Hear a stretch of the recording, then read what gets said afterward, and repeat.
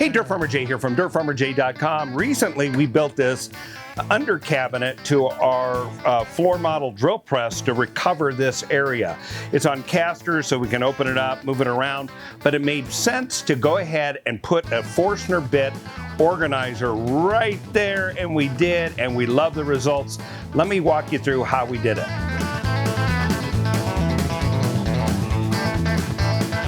Dirt Farmer Jay here from dirtfarmerjay.com.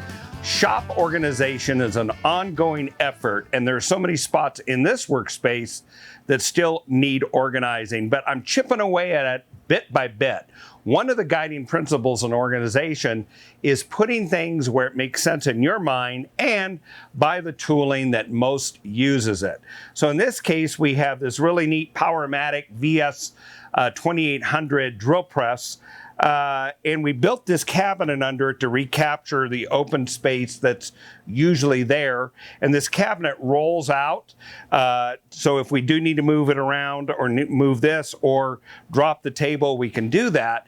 But now this gave us a great opportunity to put tooling that really fits well. So in this other drawer here, for instance, here's some sets of drill bits that would typically go here.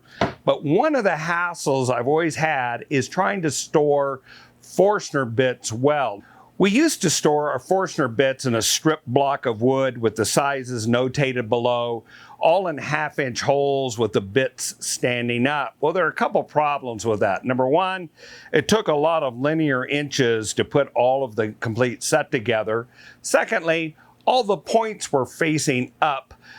So every time you would reach for a bit, you'd really have to watch to make sure you didn't snag yourself or puncture yourself.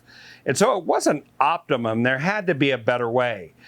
So we thought about, wait a minute, let's get this into this drawer that's here in right below the drill press here and get these set here. Let's set them horizontally.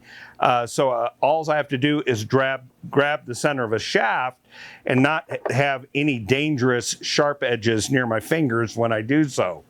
Well, the steps to do that were to lay out all the drill bits on a block of wood, alternating, sending size, but alternating. This allowed us to nest the shafts in next to underneath the head of an additional bit. This allowed us to nest the bits in like that instead of having a big gap between each one. You could simply bring them a lot closer and save space. And so by alternating left, right, left, right, left, right, we were able to get all of these bits into a very nice smaller space. So once we laid all those out on our sample block of wood, I transferred the center lines of each of the drill shafts over onto our blank, and then turned that on edge right on the drill press here using a backup here to get it uniform. And we drilled half-inch holes all the way through on a backup block so we didn't have blowout on the back edge. Once I had the entire block done, then it became time to resaw it. So we just moved to the bandsaw, center cut down the middle, feeding through it a moderate nice pressure, separated the two sides.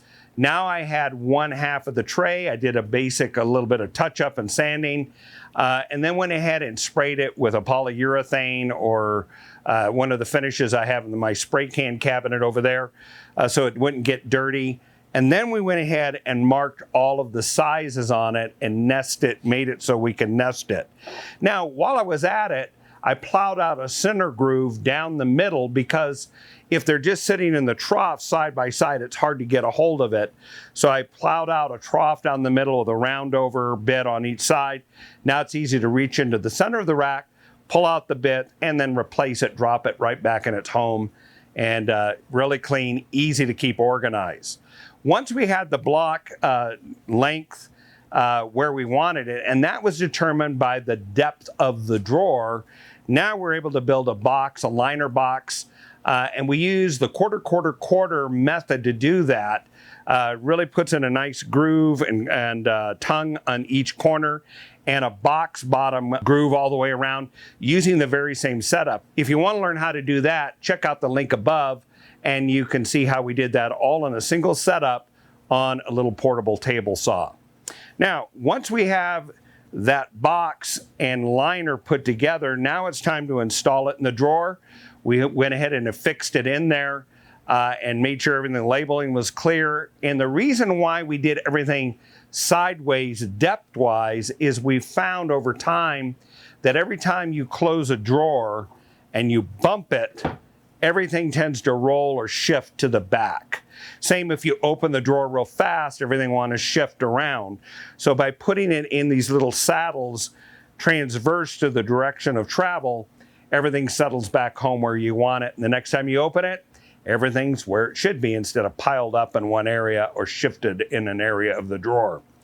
Now, the other thing that we did is, this isn't complete yet, but we thought the other side of that cutoff was too valuable to throw away. So I've just thrown it in the drawer here, along with some of the long drill bits we have that allow me to use some commonly done countersinks, little bits that break on a regular basis, some nut drivers, multi-size nut driver chucks that can be used. So this has put a lot of this right here within our reach, and we are really happy with the results.